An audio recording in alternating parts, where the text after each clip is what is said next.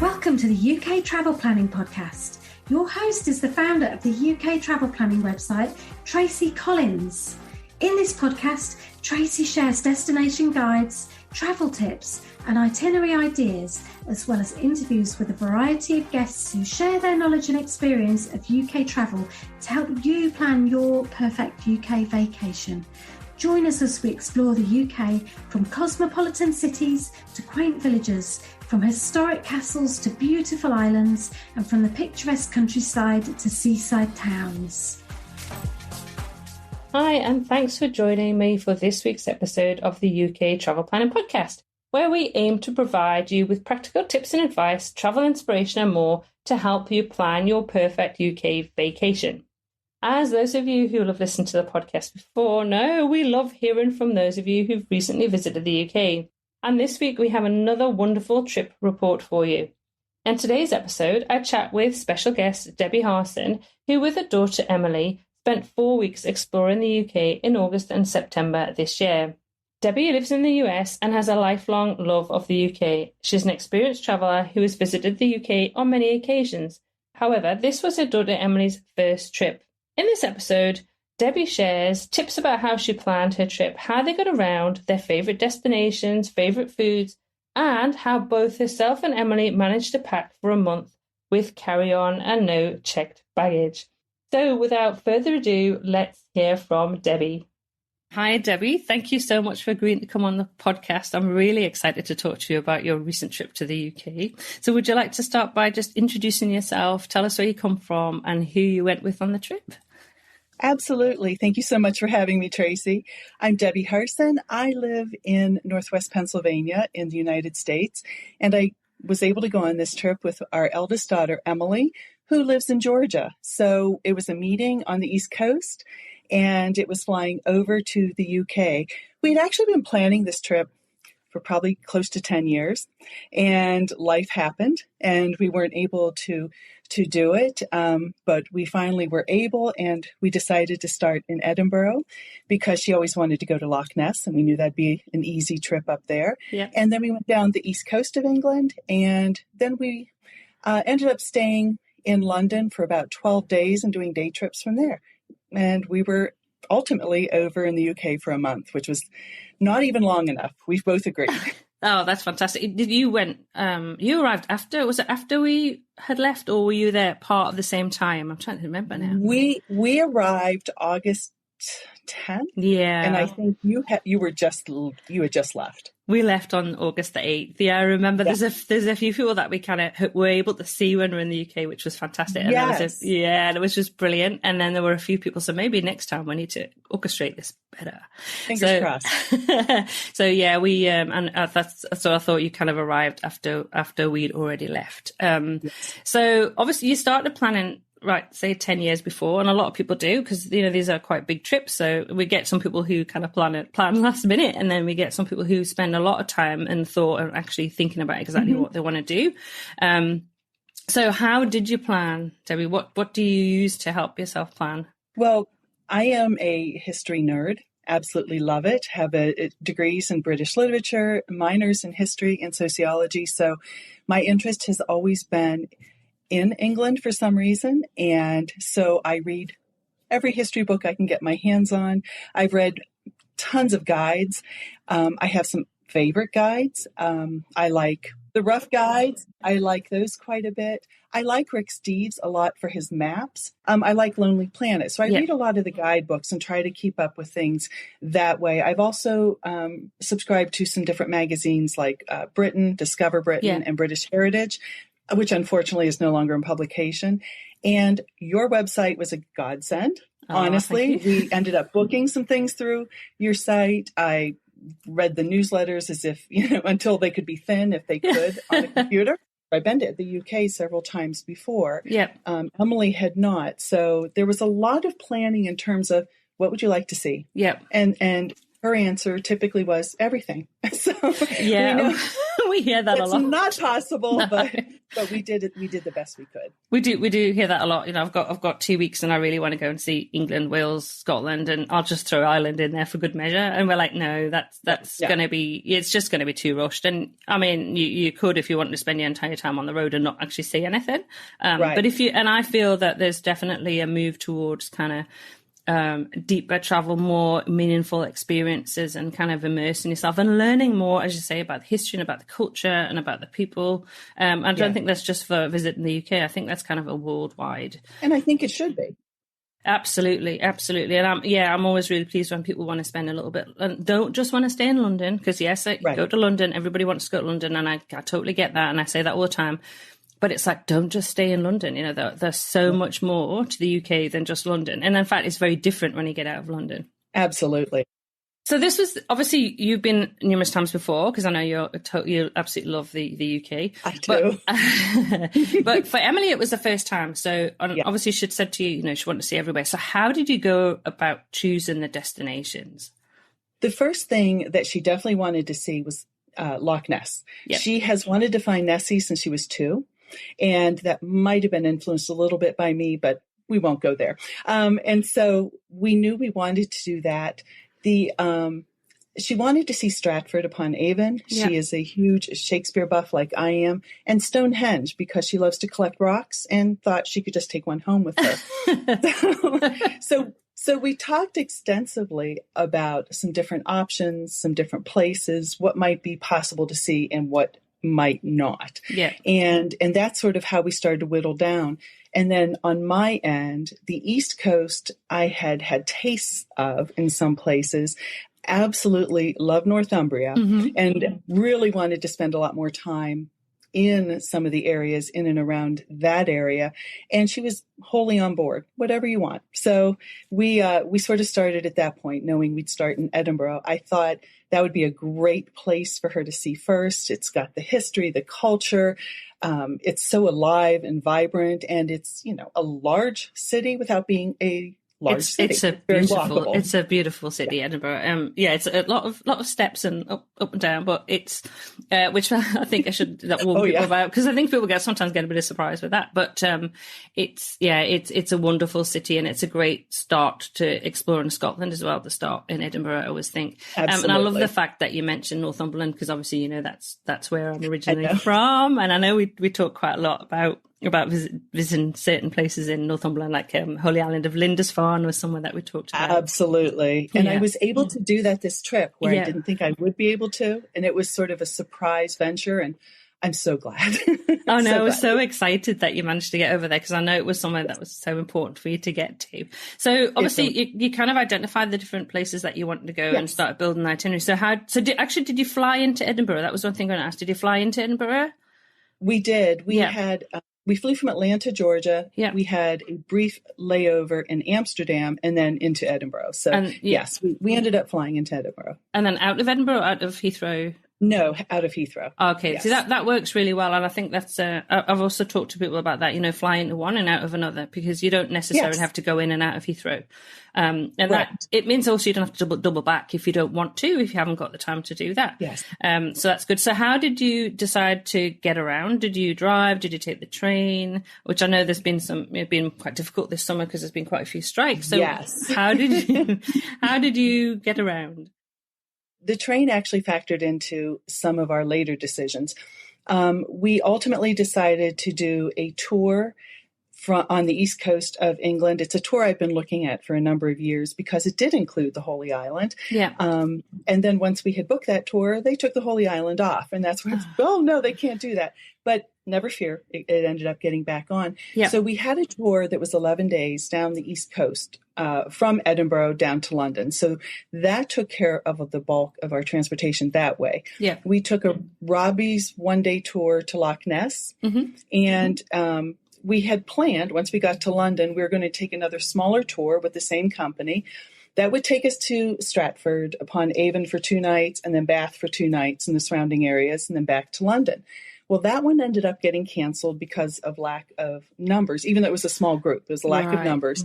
And we were debating if we had done this, we were taking the train to Canterbury. Well, in the meantime, we hear about all the rail strikes. And so the mild panic set in. And we ended up doing another tour by a group called CIE. And it was called London Day Tripper.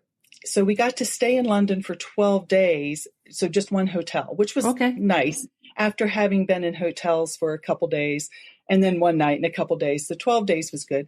And this ended up hitting all the high parts that we wanted to hit: Canterbury, Leeds, Stratford-upon-Avon, Oxford, Stonehenge, and Bath. So we were really fortunate that these day trips were possible in that form. And so we ended up not relying on the trains at all, just because. Yeah, and it has caused, and there's going to be, there are, I don't know when, by the time this podcast comes out, what the situation will be, but I know for when we're recording now, there are going to be some strikes at the beginning of November. I just read. Yeah, which is just, of course, I'm hoping that I really hope that this can get sorted soon, because obviously it's having a major impact. It is. I mean, people planning to visit the UK are already kind of like, not sure about taking the trains, because obviously you create your itinerary around that, and then it can be difficult. But then again, as I've said to quite a lot of people as well, at the moment you have to kind of be flexible with travel and kind of go with it, because you just, we've had a turbulent few years, and there's been all sorts of issues with airports and luggage and trains and car hire and all sorts of things. So I guess going into it with that kind of flexibility is really useful. So I'm quite interested in those day tours. So did the company pick you up in the morning and then take you out to each of the destinations and then bring you back each evening? Is that, and how many people were in a group? That was a small group. CIE does very large groups as well, and I just was not interested in that. Yeah. And fortunately for our dates of availability, they did a small group. They said it would be no larger than 24, and I think we were right at 22. Yeah. Sadly, there were days that not everybody in the group decided to do the day trip, which I didn't understand, but that's their choice, of course. Yeah. And yes, the hotel was the center. Okay. And we were picked up there and dropped off there each day that we went out. And it worked quite well for our purposes. It made some of the visits to some of the places rather quick, obviously, but it gave Emily the taste. And then certainly gave her the opportunity to say, I want to come back. And I said, oh, okay. Yeah, I think that's the advantage of that, isn't it? Because you can go out, have a look. I mean, some place like Stonehenge, you can go out in half a day is enough to go to Stonehenge. Yes. But if you want to go somewhere like Bath, right. I'd stay in Bath for a couple of days. Really, it's worth exploring, and I know it's actually Bath's a really good base as well to explore from there. But yes, I guess the thing is when you're staying in London, there are so many fantastic day trips that you can take. Right. Part of it is deciding which ones you want to do. But if you've got a company like that who I guess have selected the top ones, like you say, Canterbury and Bath and Stonehenge and Stratford, that's all catered for. Absolutely. So that was really good. And as I say, it gave Emily a taste. So does she have a list of places she wants to go back to next time from that? Definitely. I know. Yeah, actually, she told me she wants to go back to Stonehenge at the solstice. Okay. Oh, yes. It'll be busy. Yes. She would like that. We definitely would like. I have stayed in Stratford for a longer period of time before, and I definitely would like to do that again. And she wants to do that so we could see a play or, to sort of enjoy Stratford after 5 o'clock at night. Yep. And we were there on a Sunday, so it was very busy. Yeah. Yes, exactly. So that's something that she definitely wants to go back to, and she fell in love with Edinburgh. So I think she would stay there forever. Yeah. Yes. Well, my mum lives very close to Stratford, so you can always pop in and there see her. I absolutely would. Tell her not to be surprised. I'll say that. I say, we've got Debbie's coming to say hello. Yes. I know when I was back, Stratford was actually, because obviously when I arrived I was a bit jet lagged, so we went to Stratford for the day. The weather was absolutely glorious, and it was amazing. So it wasn't too bad. And actually, I'd spoken to my stepsister, and we were planning to go back for a play. And then, of course, life happened in between, and everything got busy. So that's also on my list for next time to go back to. And obviously, there's so many wonderful places around Stratford as well. Did you get to the Cotswolds for a trip? No, we drove through it, and that was about it. We did take a one-day trip as well through Get Your Guide that you had recommended to Highclere. Oh, and yes. Yes, they took us to Brampton Village as well. So you get a little taste, of the Cotswolds as you go through there too. But we didn't get to go through the Cotswolds the way that you should. where you can savor and enjoy. Really enjoy it. Yeah. Yes. I know a lot of people, again, though, will do that day tour there so that they get a taste for it and then kind of go, okay, we really like the Cotswolds. Next time we're going to spend a bit longer. Yes. Yes. And it, for me, it's such a stunning, beautiful area. And I know it's always so touristy. I'm like, well, there's a reason why it's touristy, because it is so beautiful. And you go from one village to the next and you're going, oh, there can't be a prettier cottage. And then you go to the next village, oh my goodness, that's even prettier, and it is, I always feel like that, and I'm English and I go through and go, oh my goodness, it's so beautiful. Absolutely. So obviously when you were traveling around, you stayed in lots of different accommodations. So was the accommodation always provided through the tour, or did you sort some accommodation out yourself? Our first accommodation, we did sort out ourselves in Edinburgh, and cannot recommend it enough. It was on George Street, just past Charlotte Square. So right at the top of George Street. So very close to everything. And it was called Eden Loch. And it actually was a self-contained little apartment. And this was the entire building were these apartments. So we had, kitchens and a lovely bedroom and bathroom, a washer dryer, which was really, really good for us considering how we packed, and so close to everything and just so lovely. I later found out that the NHS had stayed there at the beginning of the lockdown. Oh, okay. That's where they had been, those locals and I thought that makes perfect sense. It was so accommodating. Yeah. Spacious without being overwhelming, and just the perfect place for us to stay. The rest of the places, yes, we're all part of or going to be part of a tour. But with our first tour group, everything is very much a boutique hotel because it's a very small group. So you're not staying at XYZ chain, that's much larger. Most everything is in the center of town. Yeah. They're my favorite accommodations because they're either manor houses or these wonky buildings, with the crooked staircases. Yeah, so cute. And just charming. Charming. Yeah. Yeah. So sounds brilliant in terms of like being able to find somewhere so nice in Edinburgh to stay in that suited your needs. And then obviously when you're the tour, they kind of that you do expect that to be part of it, and that they, that you're going to stay in nice accommodation. So should we go through a bit more of the itinerary in terms of the standout destination? Because obviously you've been there a few times before. Sure. So was there anywhere for you this trip that obviously we know you went to Holy Island, which it's really funny. So I grew up in the Northeast and I did not know until I was X age that that was Lindisfarne. I seriously didn't, because in my house, it was always called Holy Island. And then when somebody called it Lindisfarne, I was like, where's that? Where's that? Yeah. And I was like, my mum's probably going to listen to this and go, Tracy, honestly. But I really genuinely didn't know, because that's what it was always called. So so Holy Island is what I always call it. So I know that was that was a highlight. Yeah. Yeah, it's a beautiful island. What was so special about it is the night before it had just poured. Yep. So as we're approaching it, there's this heavy sea mist. I mean, it even looked otherworldly. Yes. Yeah. And of course, the tide is out and you're driving, but you can see the water. You can see the pilgrims walking. I mean, if you wanted an authentic feel of what it must have felt for the monks or even the Vikings or the Saxons, the first time they came upon it, I think I felt it. Yeah. It was pretty amazing. That's it fantastic. Really was. It's like, that genuine connection with history, isn't it, when you get that? Absolutely. And so we were in the summer, so we call that sea fret. That sea mist, we call that sea fret because when it's warm and it's that, but it's not so warm when you get in the sea fret, but that kind of mist. Yeah, I remember that. Yeah, I guess that's what I've always called it. Yes, a sea fret in the summer.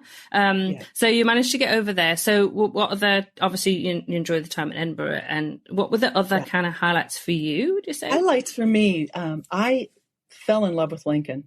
I had never been. Okay. And it is, first of all, to preface, I love York because York to me feels like you're stepping back in time and like you can just immerse yourself. So when I got to Lincoln, it was that feeling again. And our hotel was right around the corner from the cathedral, absolutely beautiful cobblestone street, and you just felt part of time, part of history. The cathedral was stunning and airy and just beautiful. And I do have a thing for cathedrals, but this one just took my breath away. Did you walk up steep hill? Oh, yes, we did. that was interesting, but it was also one of those challenges. As you had mentioned, Edinburgh has so many hills. Yeah. And I had told Emily we'd be walking a lot, and I hadn't taken into consideration to tell her Edinburgh is straight up and down the whole time. Yep. So, of course, we get to Lincoln, and there's steep hill, and I just got the eyes, But it's there. Absolutely. And you've got to walk up it. You just have to. And there's some really nice shops and cafes as you go up as well. Nice place. Absolutely. Lincoln was a standout. And the other standout to me, too, was Cambridge. I've been fortunate to be to Oxford many times. Love Oxford. I'm probably going to garner some enemies here, but Cambridge beats it. That's such a common discussion, that Oxford, Cambridge. Now, I've been to Oxford numerous times, and last time we were in the UK, Doug went to Cambridge. He really likes Cambridge. Now, I'll put my hand up and say it was somewhere I couldn't remember going to. I think I may have been there when I was younger. And so on this last trip, Doug was, we have got to go to Cambridge. You have got to go and see Cambridge, because you're always talking about how much you love Oxford, so go and have a look at Cambridge. Right. Oh my goodness. I fell head over heels in love with Cambridge. I agree. There's just something about it, isn't there? The weather, we were very lucky. The weather was fantastic. We went punting down the River Cam. So you see the backs of all the colleges. Magic. I just thought it was actually magical. Really, really magical. I really enjoyed it. And, we're already starting to plan our itinerary for next year. And we want to go to places that we didn't go to again to just, get our knowledge back up for some of those places that we haven't been to for a few years. But Cambridge will be back on the list. Absolutely. Now, we went punting as well. Yeah. It was a Sunday, and it was crowded. The River Cam was packed. I was taken aback by the idea of it being more bumper car than romantic, quiet, because there were so many people that obviously were trying their own hand at punting and getting, yes. Yeah, we had that as well. There was one guy who was trying that, and the guy that was the professional, I guess, punting or Stan, he was trying to help this guy that didn't really have a clue and was kind of going all over the place. So to be honest, we did it in the week, and it wasn't that busy. It was in July. We were there, end of June, beginning of July. But yeah, I'd just get somebody else to do it. Why don't you want to sit back and enjoy the view? Yes, and enjoy and look. Exactly. I agree. But no, we had the same thing. I think I started laughing the first time our guide said, coming up on the right. And then, we went into him. And then I was done. I couldn't help it, because he must have done it half a dozen times. And that's not what I expected. It just added to actually the fun. Yeah, of the day. It would really be fun watching all those people trying. But I'd still I like to sit back and enjoy. It's the same in Venice. It's like, I'm not that you can have a go at on the gondola in Venice yourself. You have to get somebody to do it. But it's like, why wouldn't you? I'm like, you want to sit back and enjoy it. I agree. And so, and for Emily, I know you've said obviously she enjoyed Stonehenge, but were there kind of standouts for her? I think for her too, like I said, Stratford was as well. I know she told me, and I do have this in here. I think she enjoyed, she just wanted to spend more time in Scotland as a whole too. Canterbury was the place too that she wanted to enjoy a lot more. Once again, she also has a background in literature, and of course Chaucer. You see the murals, the statue. Kit Marlowe, was baptized there. And so there just was a connection. We did spend a wonderful day there, but it had a lot of time to roam around and look at things and go through the cathedral, common theme. But, yes. We had to. You have to. You can't not go to Canterbury and not go to the cathedral. I agree. But I think, just to spend some time there and just to sort of be, I think would be, that was one of the things she had mentioned, and I absolutely agree. And I know Highclere was a high point for her too, because she's new to Downton Abbey. Okay. I got her interested in it last Christmas when she was home. She started watching the first movie. It was being replayed on some television station. And of course, she's asking questions. Who's that? What's that? And I said, Emily, we're going to the UK in 7 months. You have to at least watch the first season of this. And so when she got home, she did. Yeah. And she tore through the whole thing. Then she watched it again. And by Valentine's Day, her boyfriend ended up taking her to the Highclere display that was in Atlanta, Georgia. So she could see, the costumings and different things. So she does have that one up on me, but she's devoted, so enamored with the show now. So that was something that we didn't think we would be able to do, because when our trip was originally planned, it was actually 2 weeks later than what we were over. And so by the time we arrived in London, Highclere was going to be closed for the season. Yeah. But it got moved up 2 weeks and we were able to go. So it just worked out the way it was supposed to. Oh, that's brilliant. I know we talk in episode 21, I think it is, about Doug and I's favourite experiences from our trip this summer, and our visit to Highclere was in there. We both were actually blown away by it. And we're both fans of the show anyway. But we actually went on the hottest day of the year. So it was there's a couple of days in July when it was 42 degrees in the UK. So it wasn't the most pleasant travelling weather.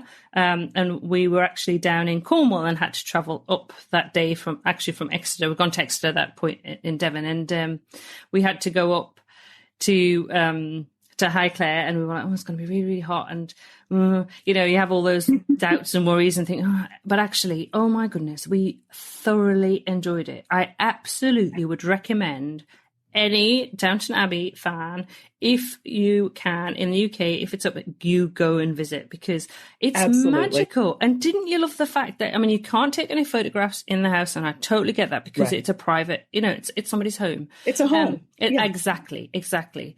But what I absolutely loved that they did is they put stills from their TV series and the film in each room, so you could you could see. The rooms look exactly the same, but you had those pictures of the different scenes, and I thought that was brilliant. I really enjoyed that.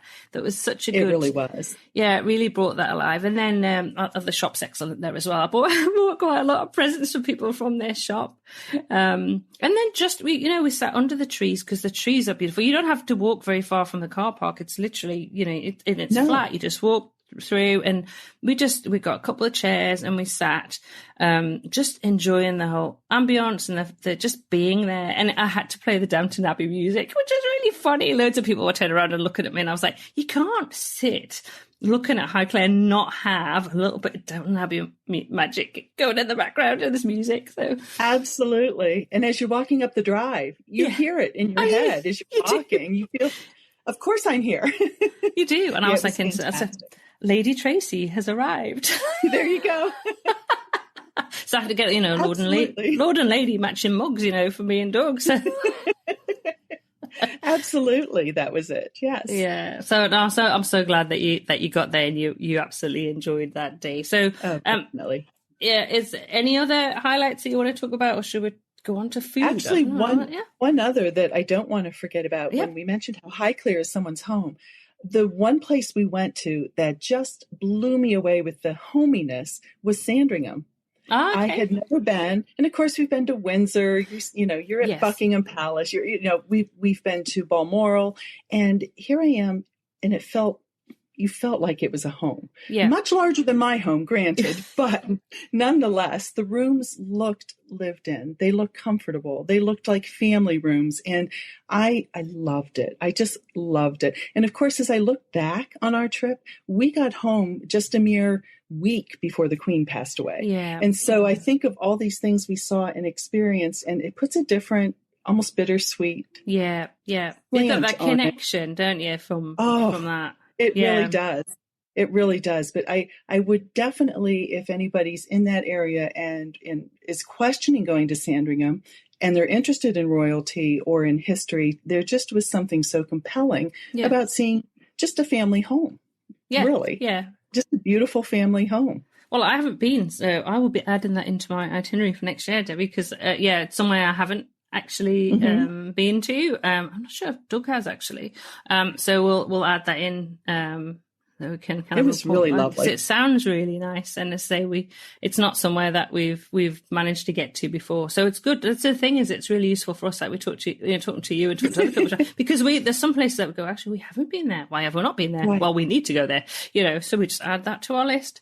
So that's brilliant that you managed to experience that, as well as you say. You were there. You left just not too long before. Unfortunately, we lost our Queen, which was very sad, and it's had a huge impact, I think, on around the world, really, because she was just such an amazing monarch. So yeah, that was definitely, it's been this year with the celebrations around the Platinum Jubilee, which were fantastic, and then obviously we've had to go through the loss of the Queen. So it's been, you know, kind of it's celebrations and then kind of, but you know, we have a new king, so we'll see how that goes, and I'm looking forward to the coronation next year. So I know you are. Yeah, I really hope to be in London for that. I'd like to experience that. You know, it's going to be 70 years since we've had a coronation. Absolutely. And I think it's going to be a little bit more low key from the Queen's in 1952. When she was, 1950. I'm terrible, honestly, for a history teacher. My dates, I put this down to age, Debbie. I'm just going to put this down to age. I get brain fog. It's like, no, I should know these dates. Yes, obviously 1952. So yes, it'll be interesting to be there for that. I think it's going to be very busy. It really will. Definitely. Oh, it will be, but it's history. Exactly. And what a moment. Exactly. And how often do you get to actually experience something like that? It doesn't happen, say, very often. So no, that's all right. I'm going to kind of pivot a bit towards food now, because there's actually been some discussion recently in our Facebook group, which you're a member of our UK travel planning Facebook community. There's been a bit of a chat about kind of favorite UK foods, and so I'd love to know what you enjoyed food wise when you were there, and also Emily, I guess, what she enjoyed. Okay. My favorite food since my first trip is clotted cream. I could eat it by the spoonful. Okay. So you put clotted cream on anything, I'm there. Now, can you not get that in the States?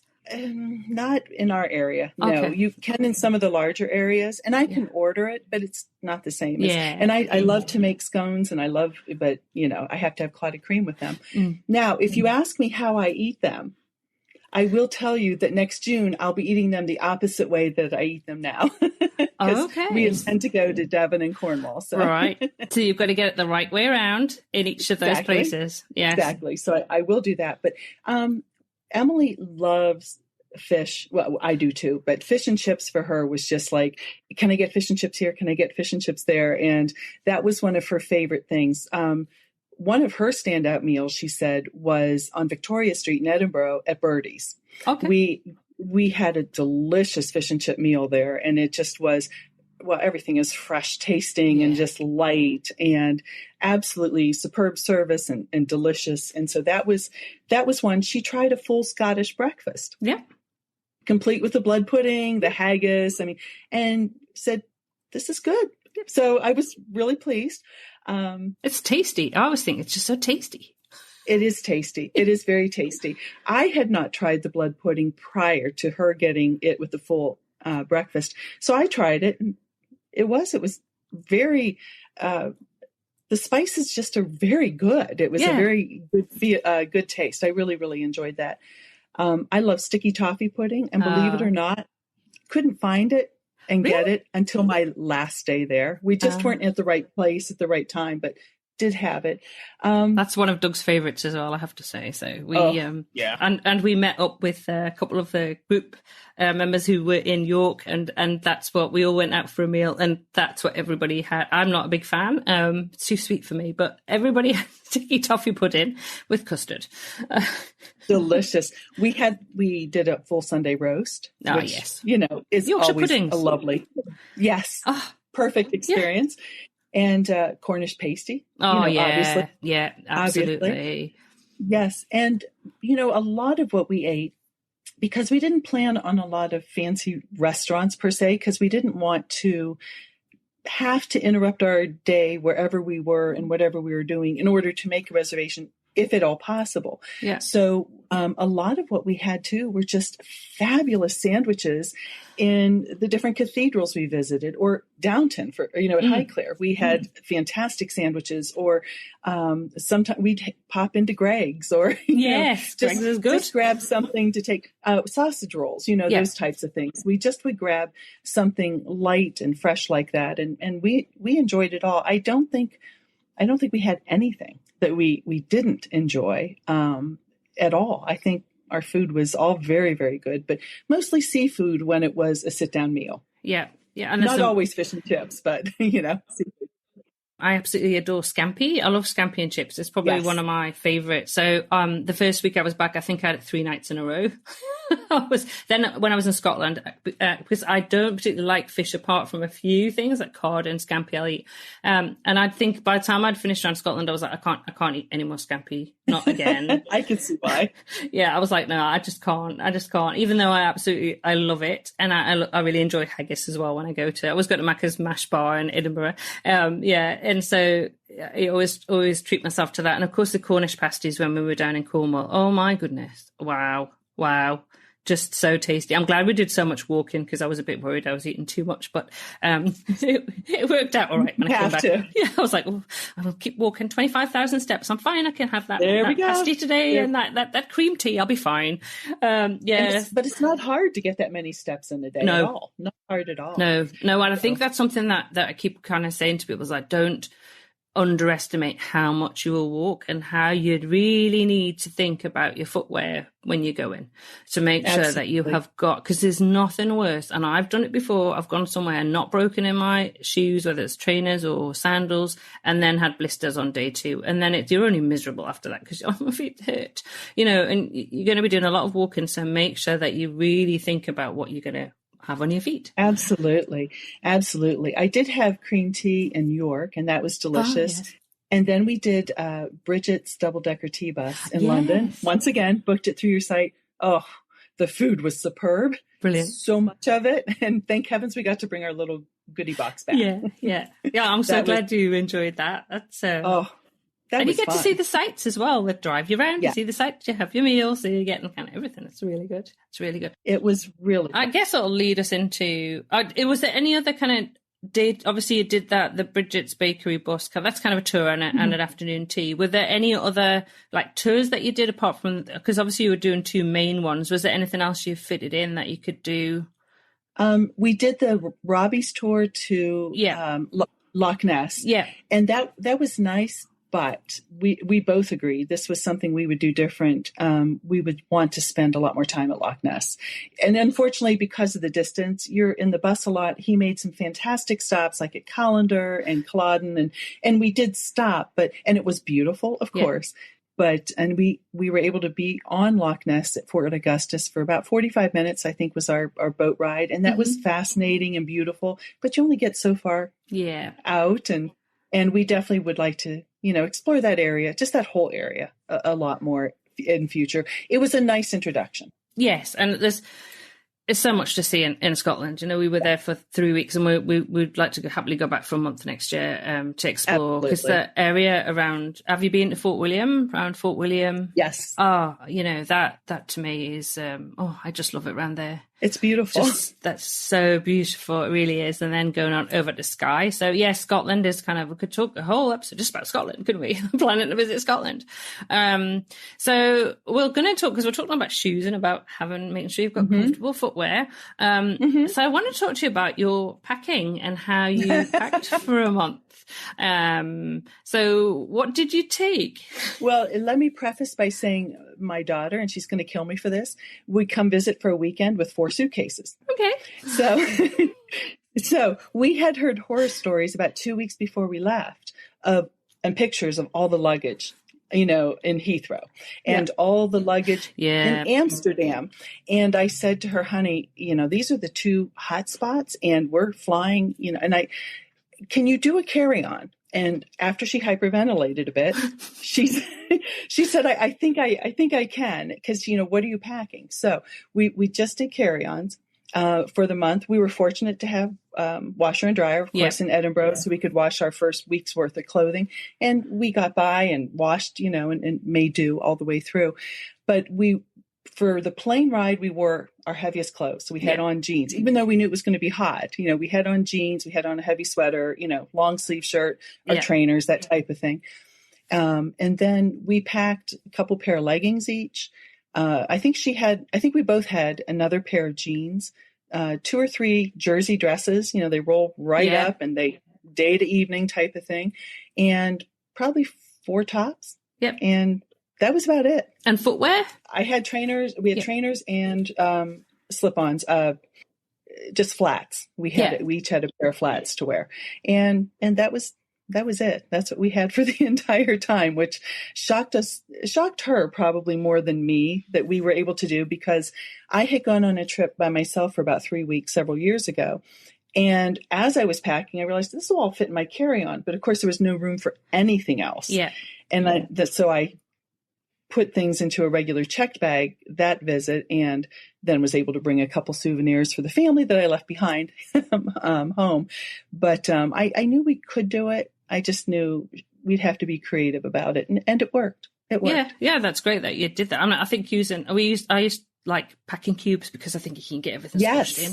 And, if you can do that, it takes away that worry about, where's my luggage going to be? Is it going to arrive? Is it going to get lost? And you have to it makes you be more creative and think, what am I going to take? And I didn't take a huge amount for 3 months actually, but I did have some things in the UK at my mum's house that did make things easy. But I took 3 pairs. I had a pair of sandals. I had a pair of boots for Scotland, because we were there in May when it was still cold. Right. And a pair of Birkenstocks. That was it. And that lasted me for the 3 months. Because footwear is always a big thing for me, because I have terrible problems with my feet. So I'm like, I have to be comfortable. And then after that, it was, again, leggings. I mean, whoever invented leggings, really, I could kiss them. Yes. Because they roll up so small, and, you can... That's it. They don't take any room up, so that's brilliant. Well, I'm going to, as I was saying, I'm actually going to Southeast Asia for 2 and a bit weeks coming up, and I have a 7 kilogram allowance. So let's see how I get on. Leggings and knit tops. It might be a bit hot. Yeah, that's true. It's going to be short. I think I'm just shorts and t-shirts and a couple of little dresses. It's more, I'm thinking, how I'm going to manage my laptop. I don't know how much that weighs, but so that's going to be. But I think it is the way to go. If you can get away with just take and carry on, why not? It's less hassle. Leave a little bit of space for the things that you're going to buy. Yes, because there's always. So, did you buy? I didn't put this on the list of questions when we're talking about, but go ahead. What sort of things did you buy when you were there?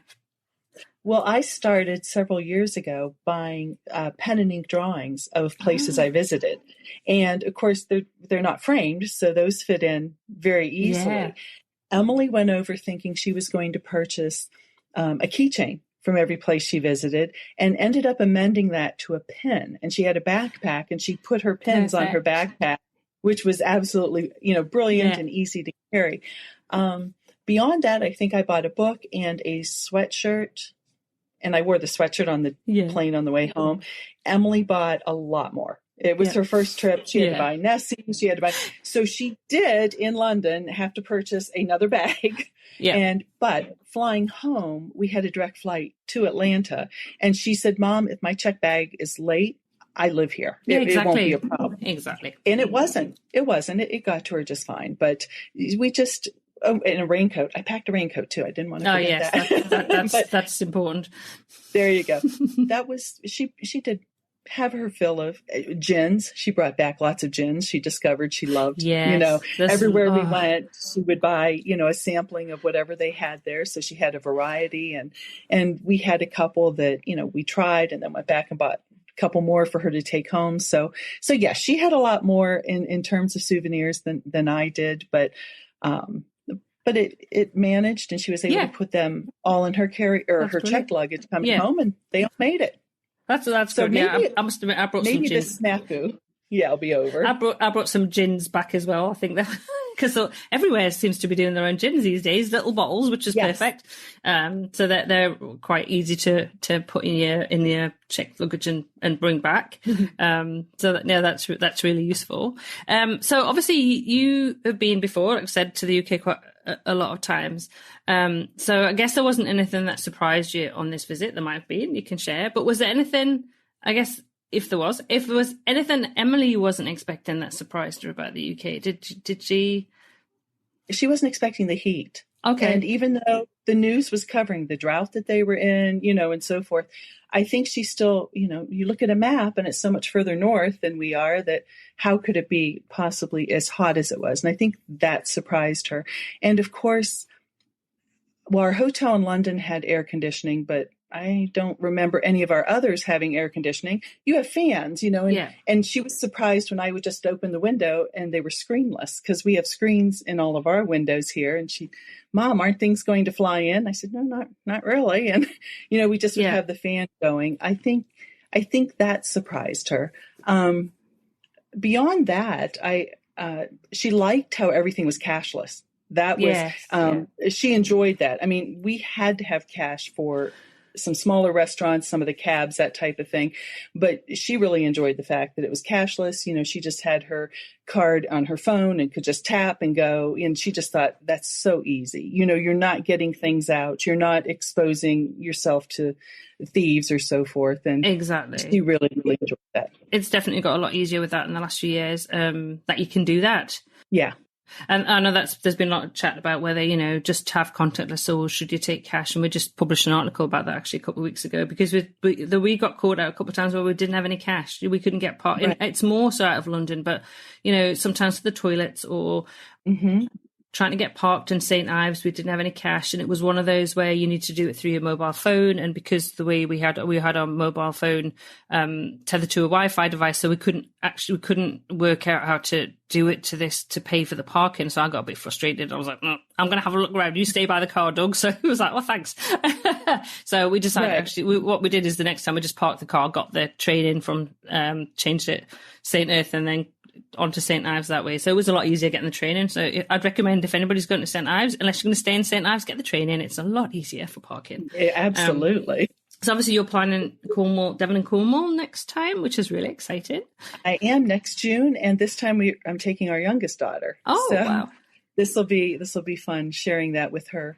Is this will be her first visit to the UK, or has she been before? This will be her first visit. Nope, this will be her first visit. None of our children had been. Yeah. My husband and I waited until they were gone before we started traveling there. So no, none had been. And so this will be her first visit, and she's pretty excited about it as well. I bet she is. Well, there's lots to talk about when it comes to Devon and Cornwall, that's for sure. Yes. St. Michael's and Mount, that's what I'm going to say. Yes, she chose that area because she loves the water, and she says, as long as we can be close to water, I'm good. Oh, well, you will be. Yeah. It's absolutely lovely there. So obviously, is there anything, bearing in mind what you went through in a few kind of cancellations this year, and but obviously a lot of great things that happen. Is there anything that you would do differently planning? Because obviously you are planning. Is there anything that you kind of thought, well, you know what, I'm going to do that a bit differently next time? Well, one of the things that I prefer to stick to is when we have free time on our own and we're planning days. And we certainly did this with days, for example, that we went to Westminster Abbey or what have you. We planned just one or two things those days so that all the unexpected that comes up and you could just enjoy or not panic in the moment type of thing. So I think what I would doing differently for me is going to Cornwall and Devon, because I've never been to that side. Oh, okay. So that's going to be an incredibly wonderful vacation. But I think the next time I go after that, my husband and I have talked about renting a car and just driving through Wales, which we both really love, and not being on anybody's agenda or itinerary except our own, and stopping where we want. And that's something I am looking forward to. So as we're planning for the future, those types of just very casual trips are really in the offing. I always end the podcast and I always ask the same question because it's really useful. But what is the one tip you would give anyone who's planning to visit the UK for the very first time? Well, this is something that my husband and I were discussing today. And of course, Emily and I discussed it as well. And our number one tip is enjoy the moment in the area that you are. And you're never going to see everything. It's just impossible no matter where you go. And just to enjoy that moment, my husband loves the parks and just walking through them and enjoying how you can be in the middle of London and not hear a single thing because you're in a park and there's the birds calling or there's the trees. And we love walking through them or just sitting and watching other people bike through them or doing those types of things. And Emily and I were able to enjoy several moments like that.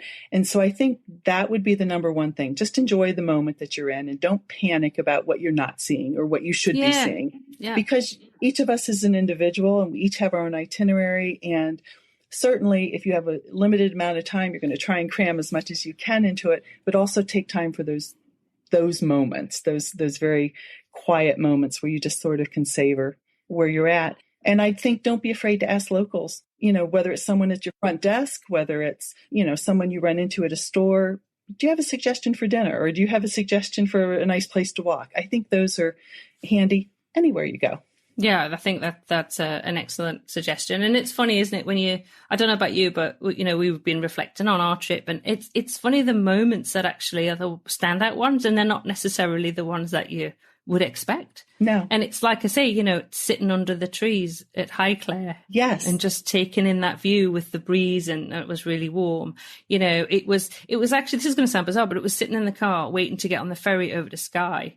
Mm-hmm. It was that, and watching the lorry drivers reverse their lorries down this really thin ramp onto the ferry. And it's, that's obviously, I would never have said before I went over that those are going to be things that stick in my mind as like, wow, moments, because it sounds, but there were, it was, or even just, sitting when we were walking through towards Kensington Palace, just walking through the park. It's that, isn't it? And how beautiful it is. Exactly. So it's lovely. I'm so happy that you came on today, Debbie, and share all your insights and about your visit, and it was brilliant. And I'm hoping maybe next year we'll be in the UK at the same time. So you never know. I would like that very much. We can meet up for a cream tea.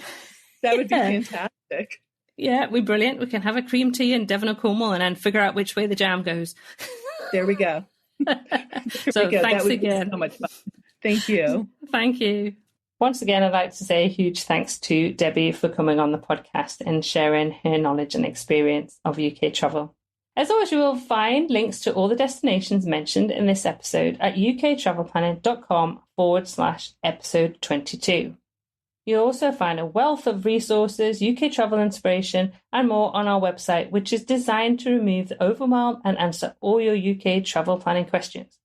Also, why not pop over and join our UK travel planning community on Facebook too? We love meeting our podcast listeners over there.